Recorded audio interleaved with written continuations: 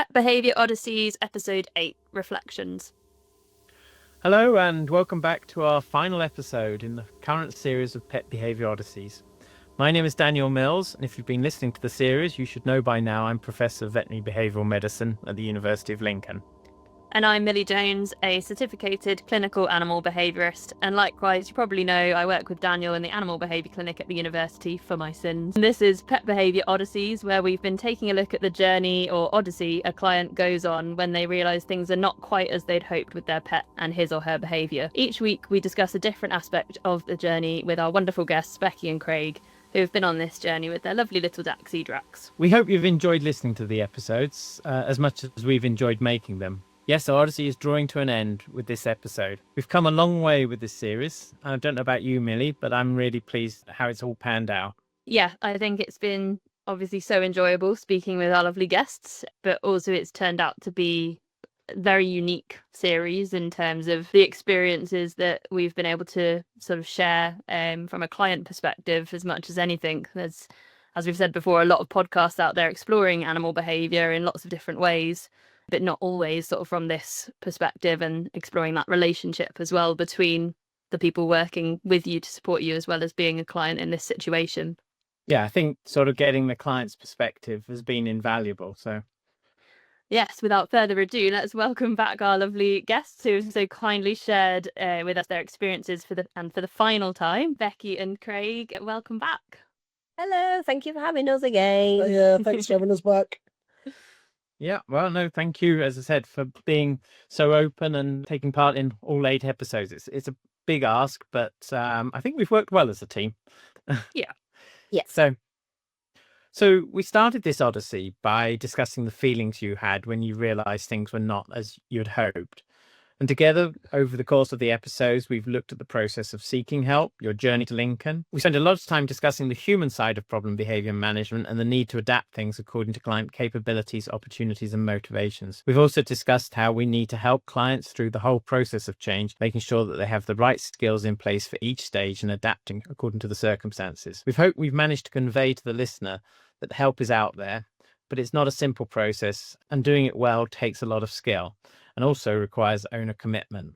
There are people who will try to sell a quick fix, but this often comes at some expense to the welfare of our pets and potentially their relationship with their carers. I'm just intrigued, actually, Becky and Craig, whether or not anybody tried to sell you quick fixes. I know you've had some very extensive and sort of micromanagement, but separation-related problems. Did you come across anyone who said, "Well, you just go out and leave him and he'll be fine"? Do it a couple of times. Anything like that? I think we had one, the one that was mentioned in several episodes ago, that we clashed a little bit, but I genuinely got the perception that it was, I don't want to say they were invested as much as yourselves, Millie, has been, and whether it was a quick thing for them to kind of sell the idea that it's really, really straightforward and it's really, really quick and there's not a lot of work to do, as in a flash in the pan as we'll have this client come in, we'll do what we need to do, we'll end it, and then obviously that moves on, and it clearly isn't the process of just doing it in a very, very short period of time. It does take time and sticking to obviously the things that we've talked about in previous episodes, the diaries. It isn't something for Drax to learn as quick as we would probably not expect him to, but as previous behaviourists had said, he will learn it this quick. It's just simply not the case. I think that's a really interesting way of actually describing it, because when we talk about quick fixes, often I think people see it more in other types of behaviour, not always separation behaviour, but in that way, like you say, having a package that's just generally applied and not individualized and not explained sort of why this behavior is happening and what we're trying to address, that is a different kind of quick fix, sort of like you say, selling a package that is sold in a sense of this works, this is what you need to do, without that level of kind of individualization. Yeah, and as you say, I think particularly when you see it in relation to aggression cases, people just want to manhandle the dog or whatever. And dogs are incredibly forgiving, and they will try to fit in with us the whole time. but I don't think that gives us the right to abuse that forgiving nature of them for our own benefit.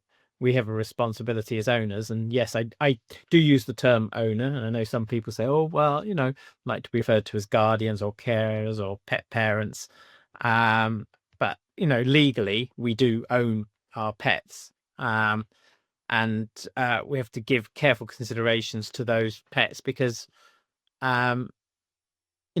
by using the term owner, we just do put a little bit of that emotional distance, because it's so easy to get tied up, I think, emotionally, and therefore have these emotional blind spots, thinking, well, I love my pet, so I'm caring for him, I'm doing everything right for him, and therefore not see opportunities that there can be to help to improve things. I think in the first episode, actually, we introduced you as Drax's parents, but as I said, I think from the point of view of actually managing things, it's important to understand that difference. And now you've got your own child, there's a difference between being a dog parent and a child parent, I'm sure. Craig's just said not much difference. Sitting very quietly. See what your daughter makes of that when she becomes a teenager. She'll remind you of that. But, so anyway, as I said, we're trying to get things right from our pet's perspective when we care for them, and simply because we love them and want to help, doesn't necessarily we always get it right. If we're too emotionally close, we can easily end up denying them, or denying that what we're doing, including some of the things we enjoy, may not be quite as enjoyable for them as well. Anyway, that's probably quite a heavy introduction, so I better hand over to Millie. Yeah, so as we said at the beginning, this episode is titled Reflections, and is very much going to be a review of how you, Becky and Craig, are feeling about Drax now, how family life has changed over time, and we'll also explore what progress actually looks like for the individual, and how you feel about the future as well with Drax. So just as our episodes have come a long way, so have you guys with Drax as well. So firstly, where would you say you are now with Drax, sort of in terms of his behaviour, your relationship with him? And we'll explore some of these areas in a bit more detail, but if you want to start with an overview. So in terms of our relationship with him, it's improved significantly, hasn't it? I just feel like that we just have so much more compassion for him. And I know you speak about being owners and parents, but I generally feel like he's always been part of the family, but we treat him like a part of the family as opposed to a dog. And I personally, I approach it so much his behaviour so much more empathetically now, because I can see it through that lens.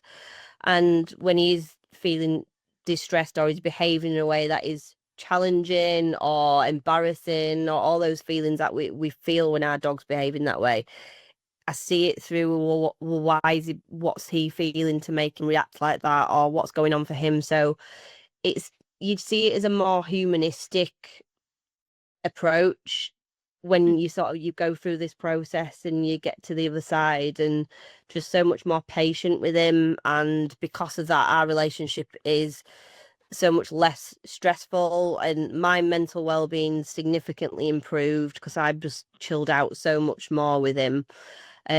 So just compared to how it was before, our lifestyle has improved significantly, and just how we treat Drax and how we accept him for how he is, instead of trying to sort of strive for perfection. It's so much more better for everyone, and you can see that change in him because he is so much more settled and relaxed as well, because we are. So it's just that it's remarkable how much things have improved.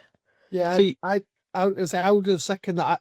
Sounds really corny and stuff, but I'm really proud of him, because it's really easy for humans to learn things over time and have that kind of consciousness of to realize we do this because we do that, and the outcome of that is this. But it's that's far too complicated for a dog to understand. So he doesn't look at things the way we would obviously want him to look at things, and that's okay. And as Becky said, he will never, I mean, there's no such thing as a perfect dog, but the improvements he's made, and I said way back, probably one of the first episodes, that I genuinely got to a point where I thought, if nothing changes, we might have to rehome him. And looking back, I can't even believe that I even said that now, because he's not the same dog. He's completely different. He's laid here with us now. He's absolutely chilled. Yeah, it's just refreshing to come out and have an overall better dog parent family relationship. So, I mean, the thing is, you've always, though, shown incredible commitment to Drax. But so what do you think has been the big shift in yourselves mentally? Because your level of commitment hasn't changed. You're still highly committed, but you're speaking about Drax in a different way. And I just wonder if you've thought about that as to what it is fundamentally that's changed in how you view Drax and your relationship with Drax. I think, again, without being cliche, I think it's the inputs from yourself.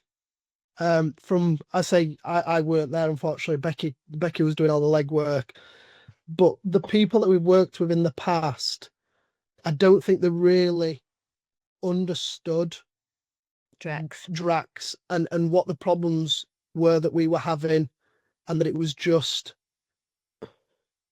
one size fits all.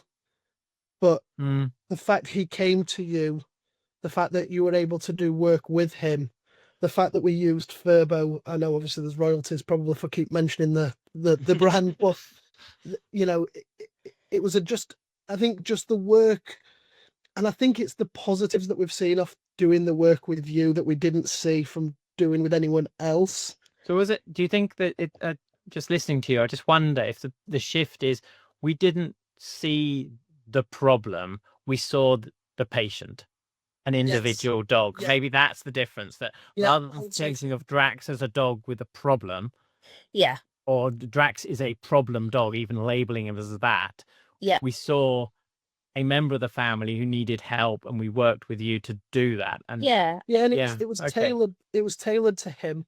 And that's how we started to see Drax then, for having that knowledge and that input of why he's behaving that way. So that understanding behind it, that's what gave us that empathy.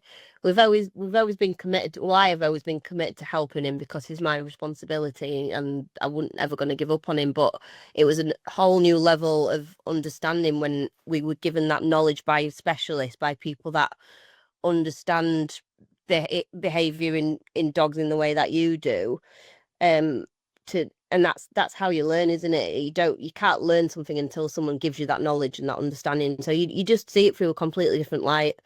So that's I think that's we didn't have that until we obviously were working with yourselves, did we? Yeah, because I think the frustration was that because we'd worked with people in the past who were so supposedly gonna make things better and didn't, it was the frustration of, if you do this, then it'll be all right.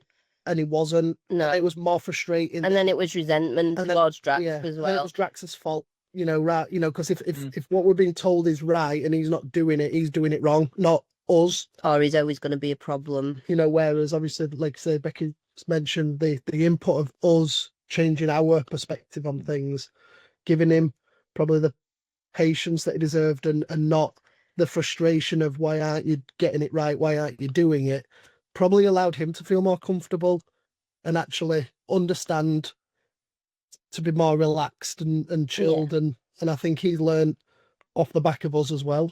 Yeah, absolutely. I think you've hit the nail on the head, and one area I was going to explore a little bit more, which you've already kind of started to do there, is how you would say, or how you'd describe, if Drax could pop up now and speak to us all, how he feels now compared to how he may have felt before.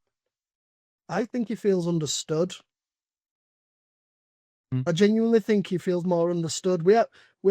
It's weird, without being able to show it, say it, even body language. Well, he's just frustrated. I just feel like he knows that we understand the issue. He's more relaxed and he's not on edge all the time, because he was on edge when it was around me, because like we said, it was that it's that insecure attachment, isn't it? It's like I'm giving him all, I'm giving him love, I'm giving him all this stuff, but then on the other side of that, I get frustrated with him and I get angry and I lose my patience. So when he'd see me, he'd be like excited, but also thinking, "Oh, am I doing something wrong?" So you could see that in him. And so you're working effectively as a team now. That's the thing. You're not fighting each other. You're no. You're working. Yeah, and that's the thing. It's funny. When you look at dogs, one of the things that builds a bond, and it's something we always do with clients when they come to the clinic, is we walk with them from the car into the clinic, and just walking in parallel is one of the things that actually starts to build a relationship with a dog. You're synchronizing your behavior. And that says, oh, well, we're actually part of the same unit. So those simple little things, and making sure that you work on things so that, as I said, you're working as a team and you see the value of each other. Yeah. I think that's a really important thing. And that's, again, going back to the issue with quick fixes, you're not actually building your relationship at the same time. And it's really important. And that's why we have dogs, because we want a relationship with them. Yeah. And thinking about those kind of relationships outside of your immediate family unit, obviously in a lot of cases where we have issues around separation, we're looking for support from family and friends with looking after the dog when we need it, that sort of thing. And I know your family have been involved in that way in the past as well. Yeah. And it, as we've discussed in previous episodes, it becomes something that your friends, your colleagues, everyone sort of knows about, because it's so prevalent as a part of your life. So obviously this is from your perspective of what they may think or have said or felt in the past, but how would you say sort of your immediate family, friends view the situation with Drax now, and do you think they recognise those changes as well? Yeah, absolutely. So my sisters have commented quite a few times that they can't believe how long we could actually leave him for, because obviously they've been with us throughout this journey, and wherever if I've gone to see them, I've had to take him with me, or if they've come to our house to see what he's been like. And I think the first time I went out to meet my sister, it was about 3 hours I left him at home, and she was like, "Where's Drax?" So, "Oh, he's at home." Like, you can leave him at home. What? Since when? I'm like, "Oh, since we've been doing this program for best part of a year, and yeah, we could just leave him now." And she was just like, "Well, when did that happen?" And it just became so normal to us now that I didn't even think to actually make a big thing of it, because you just get so, I suppose, caught up in a little bubble of training when you're doing this. You forget to tell people what's going on. And yeah, I mean, my mum is absolute. When I was about 11 years old, I was attacked. I was attacked by an Alsatian. I was running in the street with my brother, and an Alsatian that was loose in a garden was able to get from the garden, chased after us, probably thinking we were playing, and it bit me on my hip. And I had to go and have, obviously, tetanus and dressings at the hospital. And from that point, I think it really, really terrified my mum about dogs and having dogs, and having seen what this dog had done to me. And even when I said, "Oh, we've got a dog," where even from the very start as a puppy, she was very, very wary of him. He would come over and sniff her, but you could see her body language where she was terrified. She wouldn't stroke him. She'd be quite happy for him to be away from her. And when he came over, you could see that she was, quite standoffish. She wasn't quite happy about it. But it's really weird, because the Christmas that's just gone, when she came round with all the presents for the little one, she came in on the morning. We'd given Drax his ball just to make sure, he was quite happy and calm. There were people coming in the house with bags of presents. And it got to the point where my mum even started playing fetch with him. Throwing the ball, and he was bringing the ball to her and stroking him and not kind of wincing and flinching and trying to hide from him. And I think that's a massive testament to how his character's changed, how he's he's not, you know, he's not a barky. He's able to, you know, through the sensitive carer, have the ball and not And play fetch with Yeah. people he used to bark at. Yeah, 'Cause it's really weird. even your stepdad, as soon as he walks through the door, he's usually like, "Bah, bah, bah, bah." Yeah. But he was playing fetch with him, weren't he? Yeah. And yeah, and your mum was saying how calm, like how much calmer he was now, and that they wouldn't be able to do this time last year with him. So yeah, that's a massive testament. I think that's another really important thing, which I sometimes say to clients, is that, you know, we talk about problem behavior, but actually the journey can be really enriching, because you learn so much more about your dog as well that you would never learn about if your dog was, you know, really convenient from day one. You know, so having these challenges, you get a better understanding and perhaps a deeper appreciation of you know, your own dog as a result of having had those experiences. Now, okay, you know, you might say, well, I'd rather I didn't have them, but actually, certainly with some clients, you know, they develop a much deeper relationship than they would have otherwise, as a result of that. And yeah, that better understanding. Yeah. And just thinking about how family, obviously you've mentioned there a few times, you know, people not recognizing the difference in Drax and recognizing, you know, you can do things that you couldn't do before. Has anyone ever kind of said, you know, you seem different, as in, like, you've both said how much more relaxed you are, you're able to do more things? Is that something they've also sort of recognized? I think they've noticed when we have had to take Drax round to people's houses. So on Boxing Day, I went to my sister's and Drax came with me.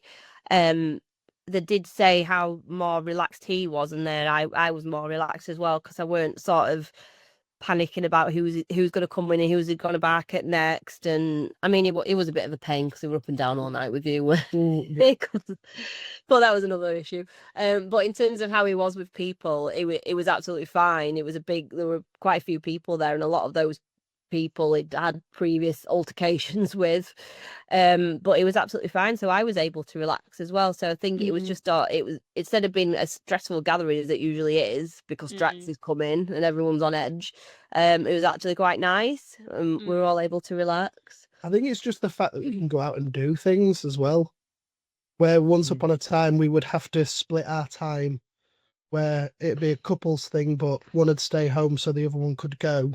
Yeah. I mean, that's changed obviously now, having a little one, you know, it's kind of back for that scenario, but we can take her with us. She's all right. but She don't cause that much trouble. But yeah, I think the fact that we can say to people now, yes, we can do things. Yeah, I think that's a massive thing as well. yeah, You know, that we can do things that we couldn't have done before, and obviously that improves your own mental health when you feel like you're not a prisoner in your own house because you've got a dog that can't be left alone. You know, whereas flipping that around and going out and doing things that you've in essence been missing out on obviously does wonders. So yeah, it's been really good. And I think that's a really important point, and something we've mentioned previously in kind of, you said, I think, Craig, in one episode, just going to the shop one day and it being like a thing you could do was really significant. Just being able to leave the house together, go to the shop, come back, which obviously is a very normal thing to most people who haven't experienced this situation. And I think I know quite a few of those situations, for at least Becky, felt like they might never be possible at one point.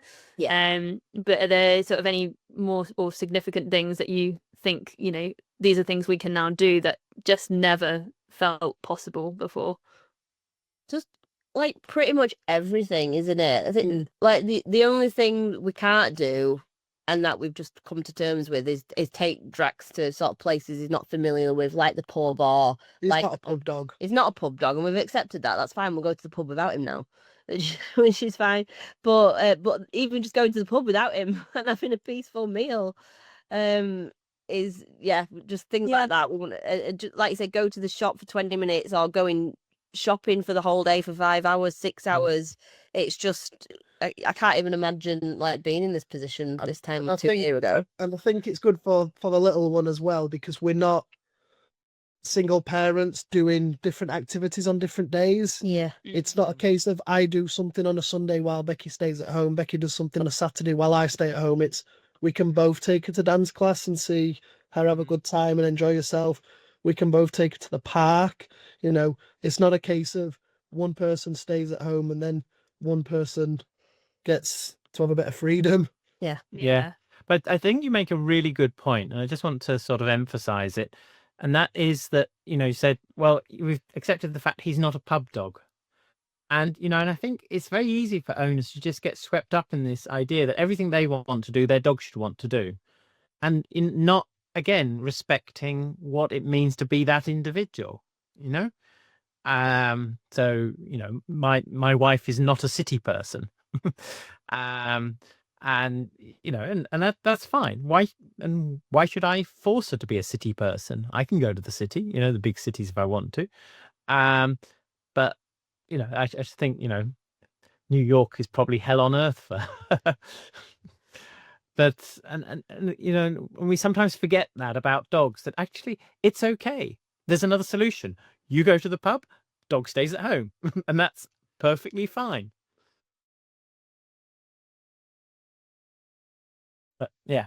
Sorry. Yeah, no, I also completely agree with that, and I think it's a really nice reflection on accepting who he is as an individual and accepting his personality, and not trying to fit him into a box that just doesn't sit right with him. And this whole issue of respecting individuals as individuals, and we've mentioned so many times about through this whole series talking about individualization. And this is why although we mentioned a bit about some of the treatment program that we use with Drax, people shouldn't come away from this thinking, oh, my dog's got a similar problem, I need to do this, because it may need a different program. And again, it's this idea, it's not that there's a disorder or there's a problem and this is how we treat the problem. It's this individual is struggling in this way, and he's in this home with this family with these issues,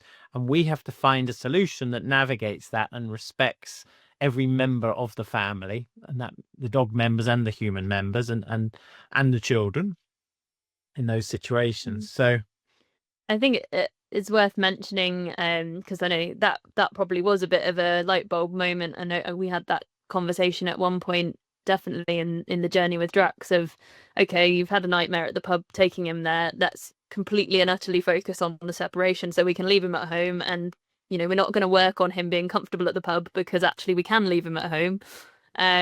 So in that way, again, sort of individualization of the plan.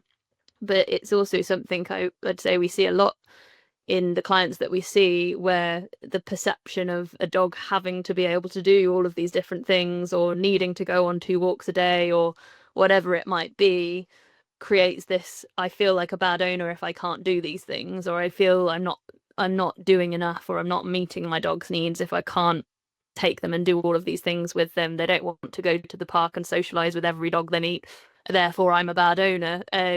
Is something we see all the time, and often it's support through that process as well.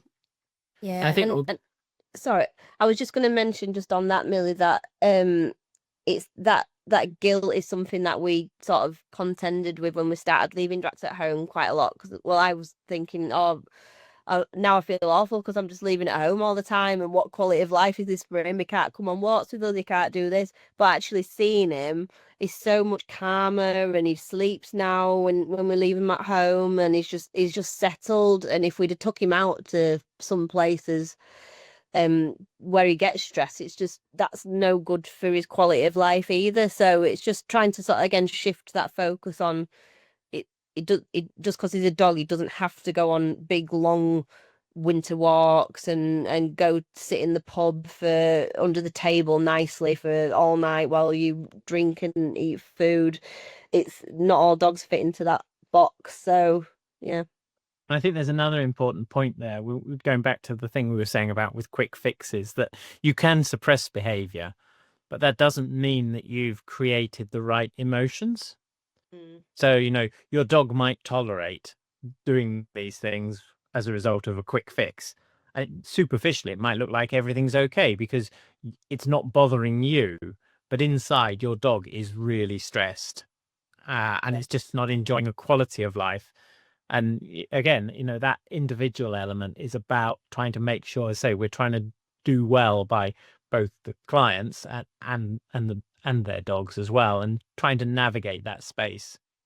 Yeah, and we did see that in some of the other programs, that you could just see it was just holding it together when we'd leave him for periods of time.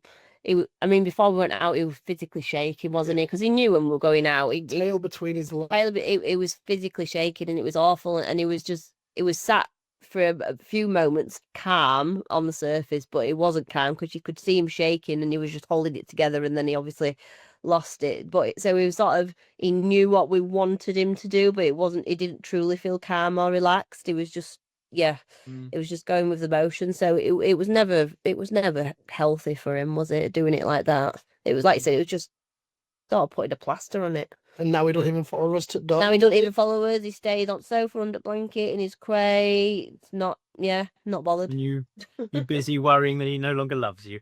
Well, I am this. You know me so well. So, but so again, just as sort of as far as reflections go, it's about individualization, but that doesn't mean that there aren't standard processes that we go through. And I hope we've given listeners insight into that the way that we approach cases where we work, there is a process that we go through in assessment. And I've spent the last 25 years or so trying to build that approach, which we call a psychobiological approach for the assessment, and that standardizes things. And so we remove that arbitrary element to it. We also we spoke in previous episodes about the cycle of change and identifying where people are, but different people are at different places, so it becomes individualized, but there is a standardized process for that. The assessment of people's capabilities, their opportunities, their motivations, what's available, the need to assess risk and to manage that risk as well. And that will be different for everybody. The need to, first of all, make sure that we stabilize things, a little bit like, in a hospital, patient gets rushed in. First of all, keep the patient alive, and then you can worry about, making them better again. So we try to stabilize the issue first and then look at resolving it further down the line.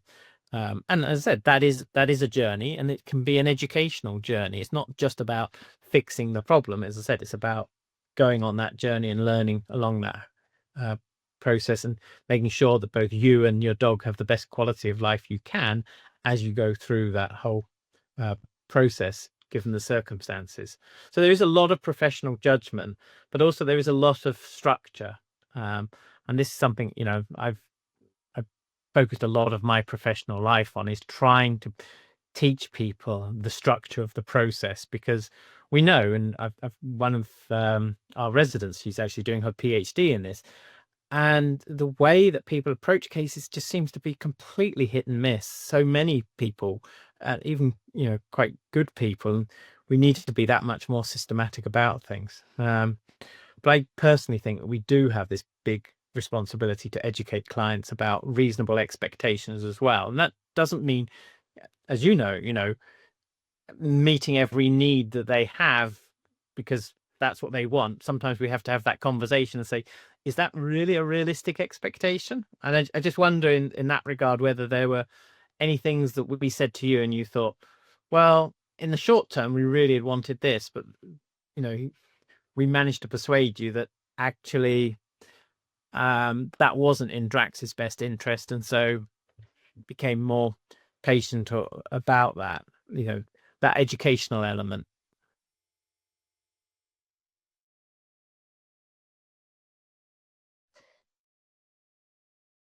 I'm just trying to think off the top of my head. It's all right. You're also muted for a bit. Yes.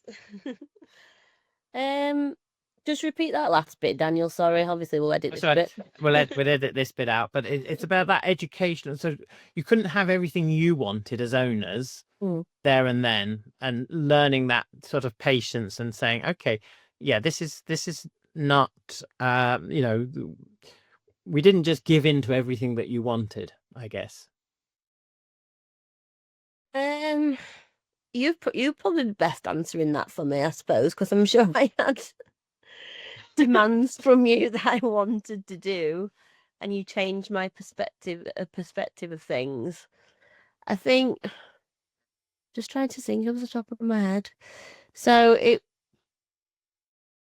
I don't think I was thinking like long term a lot of the time, because I know Millie, we'd have conversations around future goals and where we want to be, where we wanted to be. But at that time, I couldn't honestly see a future beyond the life that we had at the minute with Drax. So it was very much trying to live in the here and now with it.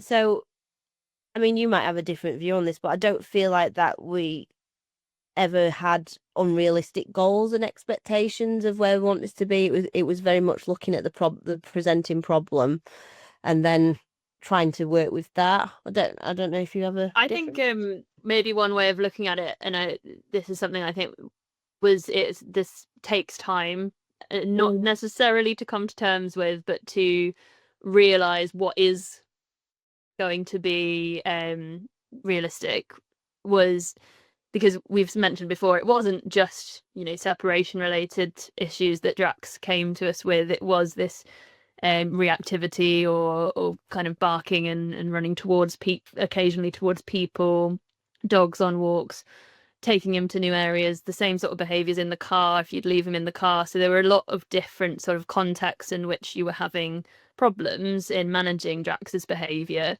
And I think something we had to explore a little bit as we went through things is where we were prioritizing. Yes. Because when we try and address every different context and every different time these things were occurring, it's overwhelming.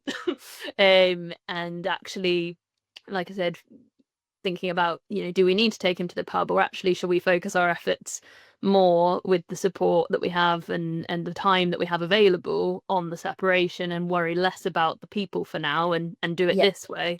So I suppose that's something in terms of reframing the expectations, or at least working through things in that order. Yeah, I know we did actually we did the actual separation training. That was probably the last thing that we did. We were working, building up towards that. But I think for me, not doing that first, that sort of made me think, oh, well, how are we ever going to get to that point then if we're not starting with that? Because that's always been the key focus of previous programs, is just go straight for that method. You're in, you're out, expand your time, etc. Do your diary. But we didn't start with that, which I'm quite glad at, because actually having to revisit that and do that again would have been very overwhelming for me at that time. So it was nice to focus on other elements, but actually what you were doing with me is building up to getting him prepared for leaving the house. So it was making him more comfortable when I was upstairs and he was downstairs by himself, or going outside door, or leave in another room, etc. So it was very staged, and like you said, it wasn't all at once. So that it was the least overwhelming program that I've had to do with Drax, actually. And it was quite enjoyable for some of it, and it was enjoyable because I was seeing results. Like for people who didn't know us or know Drax, it probably been very minor things, but actually it was really massive wins for us. So that again, that kept us going in the motivation. So yeah, I think that's again a really important one. Like you say, don't worry so much about what other people might think. You know your situation best, and you definitely need to celebrate those wins, as we've talked about before. Yes. So you kind of started to go down this route, so we'll go with it. And I think you are in a really good position, both you and Craig, to kind of offer this to others. What advice would you give to someone potentially facing similar situation with their pet, sort of about to go on this sort of odyssey? Yeah, I think it would be where to kind of find the right advice, speaking to vets, speaking to specialists, not going for quick fixes that might be posted on social media, that kind of say they'll do the right things, but they're telling you what they want you to hear. And getting the advice from someone who really knows where to point you in the right direction if it's not through doing it themselves. I think also to prepare yourself, because it isn't a quick fix. You're on this journey, and we'll still be on this journey after this Odyssey ends.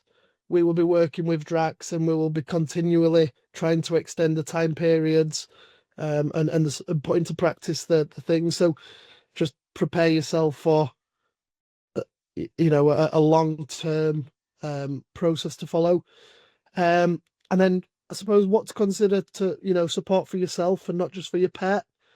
Good family, good friends who will really understand what it is that you're going through, so that they can offer you the support, because we know how much it can impact or has impacted our mental health from the start to where we are now. So having someone who may be able to step in just to give you a bit of time out, that's also I think that's good. a really important point.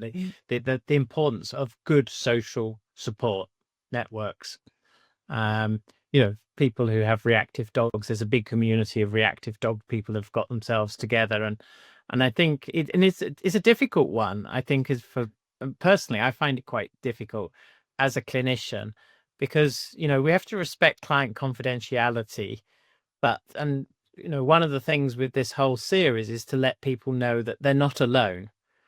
But I find it also, as a professional, quite difficult to sort of say, well, as much as I might like to say, well, you should speak to these other clients because they've been through on a similar thing with you, because not every client and wants to share their journey, and I hope that this series will open that up for people, that it does become something that people feel more comfortable talking about. And again, this series was partly triggered by you approaching us and saying, well, if there's anything we can do to help others, let us know, because we're really happy. And yeah, Millie and I sort of thought, well, actually, this is something which we think would be a good thing to do. And I think I said to you before, I've always really protected our clients from the peering eyes of others, because yeah, it is a very personal thing. And I'm sure there'll be some people who want to, the trolls that want to say something bad about things, but I don't think they understand that, if they're going to say those sorts of things. So good supportive relationships are so important, not just from the clinic team, but, as you say, your friends as well. Sometimes we see that, in cases, we see the dog suffering, and unfortunately, the family dynamic is not. It's not that the dog is causing the problem in the family dynamic, but the dog's problems reflect the problems in the family dynamic. And if you could, we're not human counselors. We can't sort out their family problems. And you sometimes sit there and think, just get divorced and your dog will be fine. But we can't say that. But sometimes people work it out for themselves. Yeah, I think we were talking about a client earlier today, actually. And it's a really good point, and maybe a bit of a takeaway for anyone working in the industry that may be listening.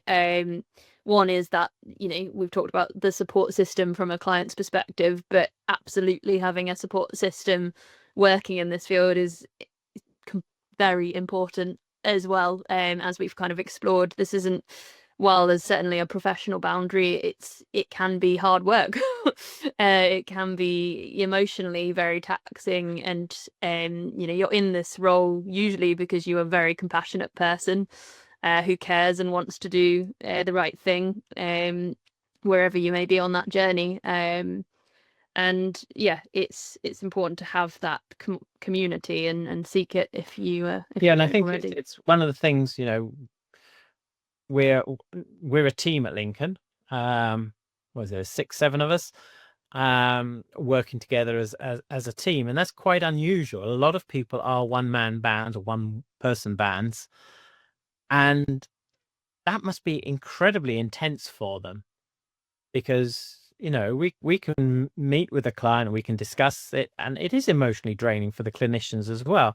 And to have that opportunity to just discuss it with a colleague is, I think, a really valuable tool. And I think it's really important that clinicians also make sure that they've got those relationships, they've got those people that they can reach out to, as a clinic team, we can maintain the confidentiality, so we have, the advantage of that. But it's not surprising that the field has such a high burnout rate, I think. Yeah, and I think that it, again, as often selfless, very compassionate people, you can try and put your work above you all the time, and actually that's not serving anyone. Yeah. You're not going to be able to do a good job if that's how you're working, and you do need to put yourself first for that reason. But before we come to conclusions, something I definitely, I feel that I learned from Drax, one, Drax, I think, was put on this planet to teach us all a lesson. And I think just the fact we've done a series talking about him really demonstrates that. He's done a great job. But in all seriousness, I appreciate we've been speaking about all of the challenges that you've had along the way, and it certainly has not been easy. But Drax will stick with me as a shining example of why I'm in this industry, and I'll always cherish having been part of that journey with you and with him. I also think it's important that we reflect that journey is never going to be linear. It's never just going to keep getting better. If it keeps getting worse, something's not going right. But it can be utterly miserable at times, and I think that's not talked about enough. It can really be just a very hard place to be when things aren't going well, but that is normal. Yeah. I think, again, it's a very much, I think, a modern problem as well, that people are constantly presented with the ideal, whether it be the ideal sort of body image, or whether it be, the ideal ownership and all the positives. Well, as you say, owning a dog is welcoming another person into your family, and it's not always going to work perfectly. And again, we need to be talking about things like that.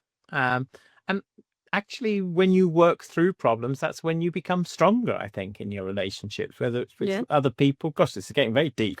Absolutely. Whether it be sort of other people, or whether it be, other animals. And so, again, just sort of thinking that everything should be ideal and that and perfect every moment of every day. Well, as much as I love my wife, I wouldn't say that every moment of every day that she's making me happy.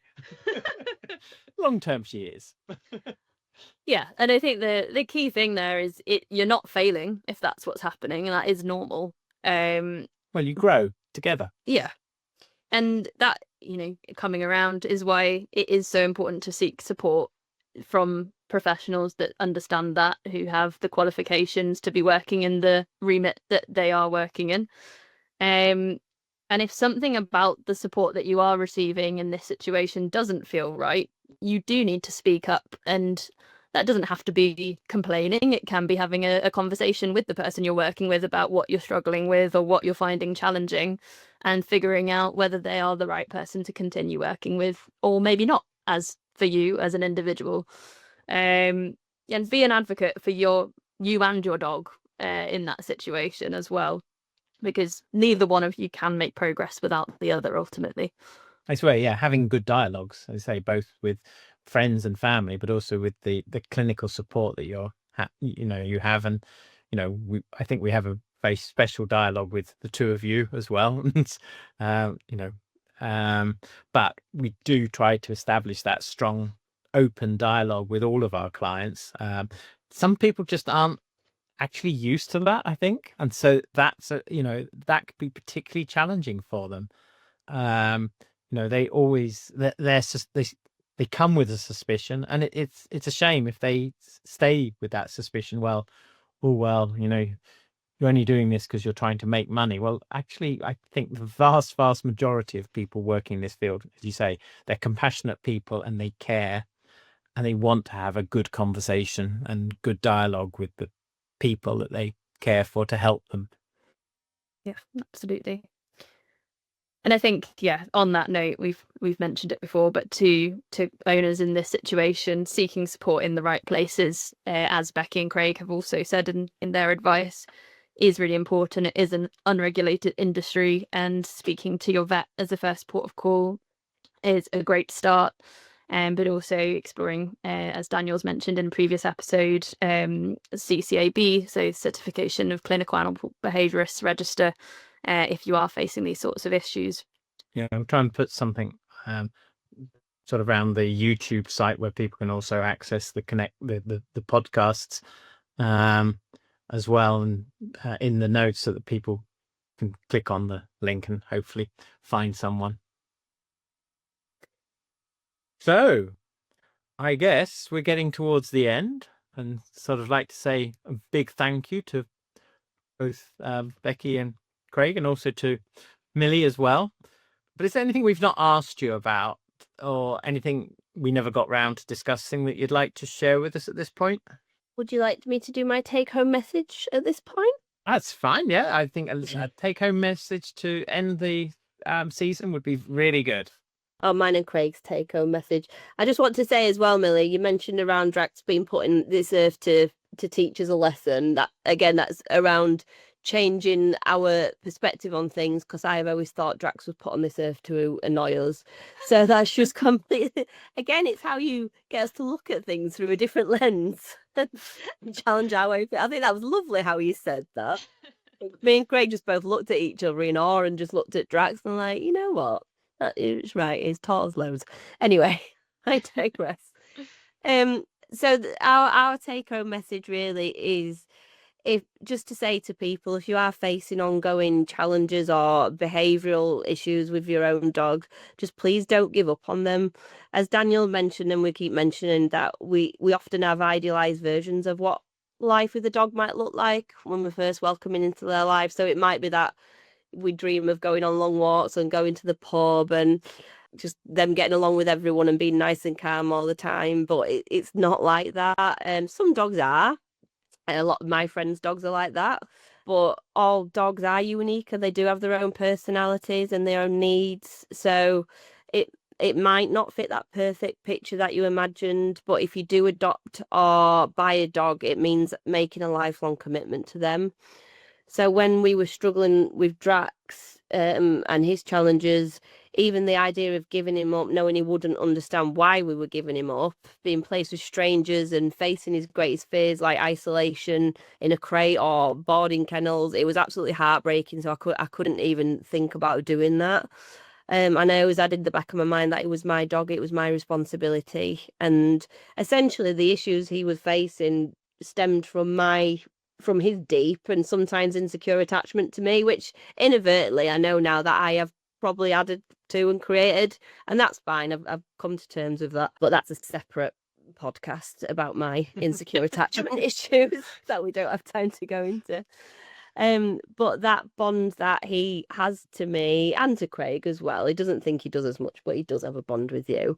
It just made me even more determined to support him and work through those challenges together. So if you are feeling overwhelmed, reach out for help, please. Peer support is so important, but talk to the people that know what they're talking about. A lot of Facebook groups, social media will try and, as Craig said, sell you things and only let you see positive stories about their program, their treatment. That's what social media does. You can control what's on there or not. Just go to your vet. The vets aren't always the specialist people to talk about behavior problems, but they can certainly refer you to the people that are. So explore the right channels. And if something isn't working, if a trainer program isn't working for you, it's not necessarily your dog's fault or even your fault. It might just be that it's the wrong approach and it's not working for them. So please don't give up on them. Advocate for your dog, try something different, stay persistent, and please don't resort to punitive methods. Shock collars, choke leads, they're all pitched by so-called trainers to get quick results and obedient and perfect dogs. But all this will do is destroy your relationship with your dog and their trust in you and possibly human race as well. So the journey might be difficult and it will take time, but with patience, compassion and consistency, the rewards are profound. The bond you build with will be stronger because your dog will know what you've done for them, and they do know. And in return, they'll offer you the loyalty and unconditional love that makes them your best friend. So as long as you give them that in return. That's my take-home message. Wow, that's quite something. Craig, have you got anything to say to that, or has your wife said it all? I'd like to say that we worked together on that, but I think she did about 95%, and I just proofread it.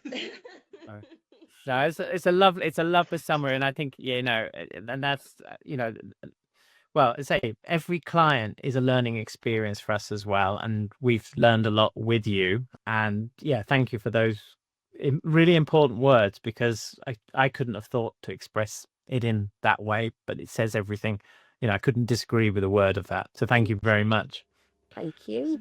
So on that note, that's it. Not just for this episode, but for the series. So thank you for people who are listening. We hope you've enjoyed the series and learned something from it. If you found the series interesting, please remember to give us a thumbs up to help spread the word to others, because as I said, I genuinely hope that this series will help people out there. But people need to know that it's out there.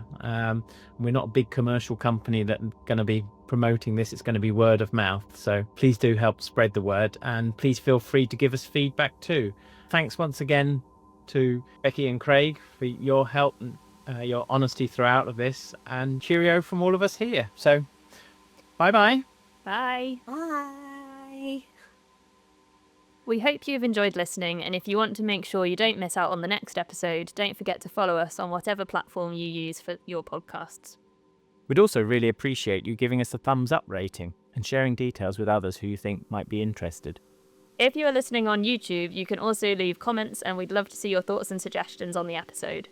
You can even go over to YouTube at www.youtube.com/@whatmakesyouklick2323/podcasts and leave a comment on the show, even if you have listened using a different platform. Alternatively, you can leave a message for us on Facebook at www.facebook.com/DSMpod. And if you think it might be useful to others, don't forget to share the details with them. Finally, if you have been affected by any of the issues raised in this episode, please remember you're not alone and professional help is available. In the UK, we recommend you consult with a certificated clinical animal behaviourist, and you can find a list of these at www.ccab.uk. You can also find further details of the Lincoln Animal Behaviour Clinic at www.animalbehaviourclinic.lincoln.ac.uk. That's Animal Behaviour Clinic, all one word, .lincoln.ac.uk. In the notes linked to the show, we provide further contact details, including to international groups. This has been an independent Million Mills production, and so the views expressed by us are our own and not those of the University of Lincoln. Editing was done by Thomas Mills, and original music provided by Henry Eady. Thank you for listening, and all the best till next time.